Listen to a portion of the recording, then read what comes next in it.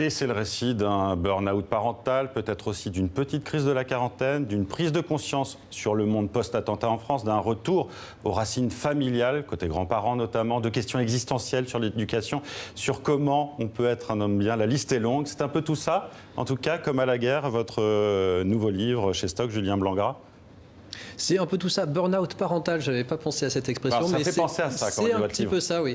Ce livre qui est donc des chroniques de la paternité, on suit la croissance d'un enfant de 0 à 3 ans, on suit aussi la transformation du père face à cette nouveauté, et dans un contexte un peu particulier qui est celui du Paris on commence en 2015, de 2015 à 2018.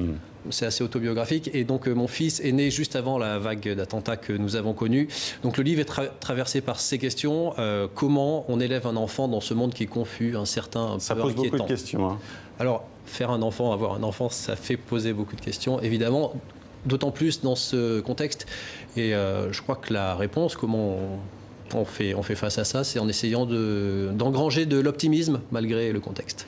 On a l'impression que ce livre, en tout cas quand vous l'écrivez, c'est un tournant dans votre vie. C'est le cas ?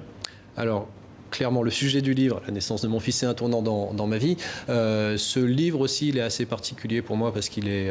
moi, je suis plutôt un auteur de récits de voyage d'habitude, donc je parle du monde en dehors de France et en dehors de moi. Et là, c'est plutôt un dans le récit livre, domestique. c'est parsemé de ces cartes que vous envoyez du bout du monde à votre fille, justement. Oui, parce que mon métier consiste en partie à voyager, donc je n'oublie pas mon enfant et ma famille quand je suis à l'étranger. Et donc, je lui envoie, à chaque fois que je pars, une carte postale.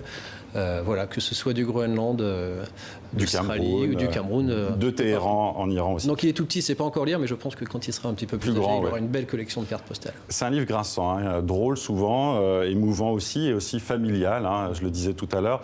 Il y a un retour aux racines, notamment par le fait que votre grand-père vous a remis un carnet, carnet d'ailleurs dont on retrouve justement des extraits dans le livre, et qui parle de la Seconde Guerre mondiale, quand il a été appelé aussi, et comment il a vécu sa guerre.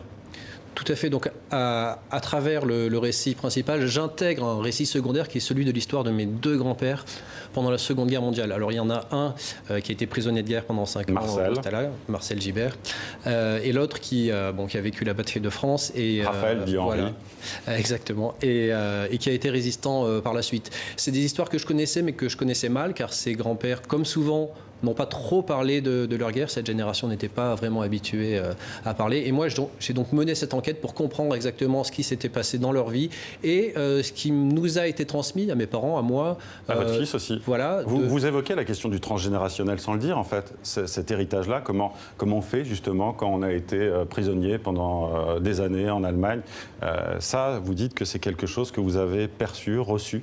Oui, d'autant que ça n'avait pas été formulé, comme je l'ai dit tout à l'heure, mais ça a quand même été transmis à travers les mécanismes complexes, des traumatismes que mes grands-parents ont vécu et donc qui ont été transmis. Et donc, voilà, une fois qu'on comprend mieux ce qui nous a été transmis, on comprend mieux ce qu'on peut éventuellement transmettre. Et qui on est peut-être aussi. Et qui on est. C'est pour donc, ça que j'évoquais aussi quel être on va éventuellement former. Oui. La petite crise de la quarantaine, vous le dites dans le livre, c'est le milieu de votre vie. Vous faites un peu le bilan aussi. Ben oui, il y a aussi ça. Donc il y a quand même plusieurs événements marquants à ce moment-là dans ma vie.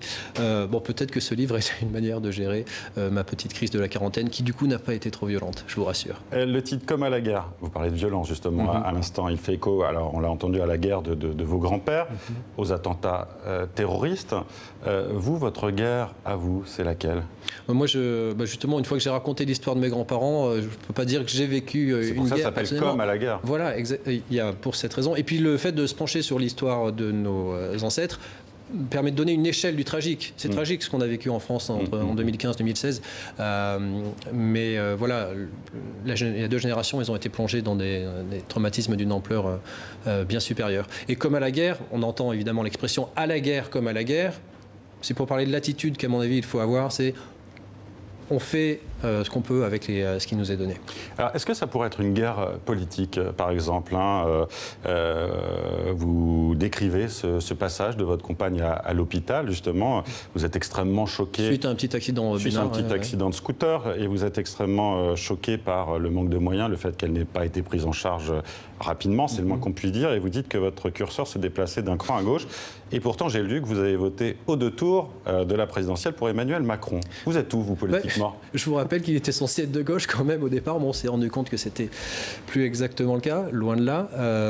Voilà, moi je ne suis pas un militant politique, moi je me considère comme un témoin en tant que journaliste et que romancier.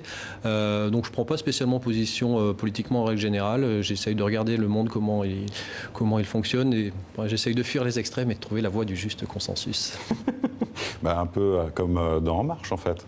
Non ouais, je ne suis pas un militant En Marche, si c'est vous, ce que vous voulez me faire dire. Non, pas du tout, non, c'était une plaisanterie. Je parlais de burn-out parental parce que vous ne nous épargnez rien des difficultés des premières années de votre fils. Hein. Il y a beaucoup de bonheur, certes, mais parfois ça ressemble aussi à un cauchemar. Est-ce que vous avez regretté parfois ?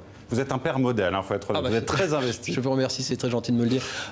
Les fois où on regrette, c'est peut-être quand on est réveillé pour la 18e fois dans la nuit, parce que vous savez que le grand problème... Mais vous avez un petit dormeur, comme on dit. Très peu, ouais. Très peu, ouais. Donc la privation de sommeil est une torture bien connue des tortionnaires, et les premières années, effectivement, ça peut être assez dur. Ce qui est dur à vivre, et en revanche assez marrant à raconter, parce que le livre se passe dans un contexte tragique, mais il est quand même question de bonheur. Ah oui. Et le traitement est, je crois, assez léger, et j'essaye de faire une part assez importante. Oui, c'est assez drôle. Vous parlez beaucoup aussi d'appareil génital masculin d'une certaine manière dedans. Ah bon, je ne me souviens plus exactement.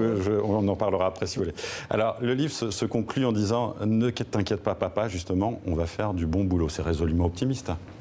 C'est la tonalité que j'ai voulu donner à ce livre. Et une fois de plus, malgré le contexte, vous par exemple, votre métier c'est d'annoncer la plupart du temps des mauvaises nouvelles. Mais en me penchant sur la question de l'optimisme, je me suis rendu compte que en fait, le monde... D'essayer. Le monde ne va pas si mal, contrairement à la surabondance de mauvaises nouvelles, parce que le fait est qu'il n'y a jamais eu aussi peu de violence, aussi peu de conflits, de crimes. On n'a jamais vécu aussi longtemps, on n'a jamais été aussi bien éduqués. Donc il y a quand même des raisons d'être optimiste. Ça dépend des régions du monde aussi. Ça dépend des régions du monde, mais à l'échelle globale de l'humanité ne s'est jamais aussi bien portée. Merci beaucoup, Julien Blangrad, d'avoir été avec nous. Vous publiez Comme à la guerre aux éditions Stock, et j'espère que vous avez mis votre plus belle chemise aujourd'hui. C'est en référence à un passage sur TV5 Monde que vous évoquez dans le livre, justement. La vôtre est pas mal non plus. Merci, à bientôt. Merci à vous.